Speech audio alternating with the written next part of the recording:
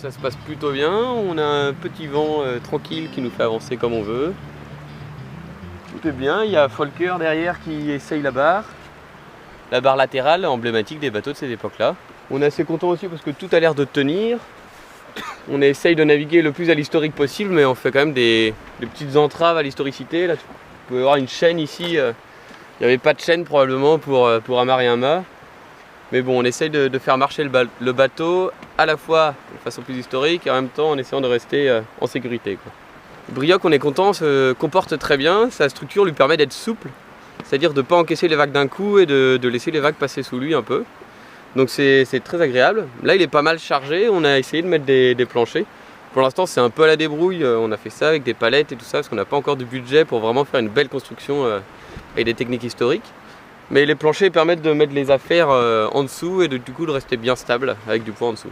Pour tout ce qui est rangement, en fait, on va essayer de minimiser déjà les affaires. Après, le fait qu'on essaye de faire de la reconstitution ou de pratiquer des techniques un peu hors normes vont impliquer d'avoir plus de matériel que nécessaire à bord. On pourrait se contenter d'un équipement moderne.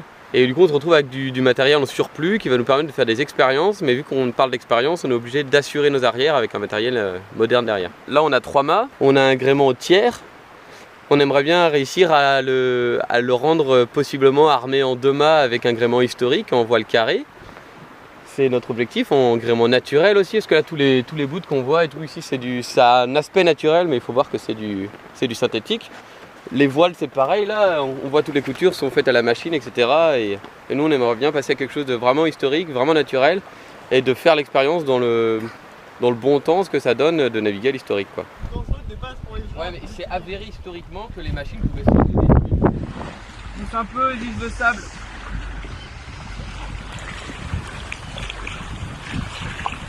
Morwena à la barre.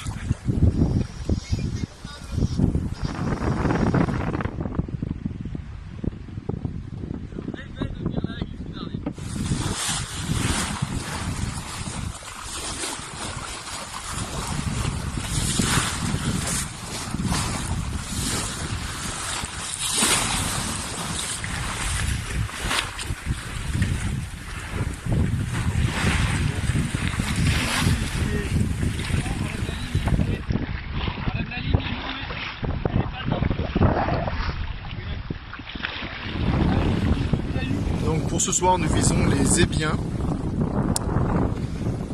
comme lieu où nous allons passer la nuit.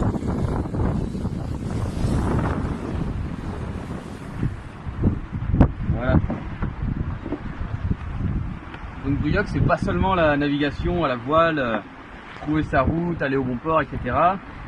C'est aussi essayer de trouver des solutions pour pouvoir subvenir à ses besoins en mer et même aller plus loin, se faire plaisir. Donc là on tente une ligne qu'on aura en bout de naturel. Malheureusement là c'est du sisal parce qu'on a cassé notre fil de lin. Donc on utilise du sisal qui aura à peu près des propriétés similaires quand même. Notre but c'est de pêcher avec une ligne historique, avec des hameçons forgés par un ami. Ceux-là sont un peu gros. On teste plusieurs types de leurres. Là on est sur les plumes blanches. Alors ça fonctionne et notre objectif c'est de pêcher le poisson qu'on mangera ce soir. Entièrement avec des matériaux fabriqués à la main et historiques dans la mesure du possible. On a cassé les autres. On va tester.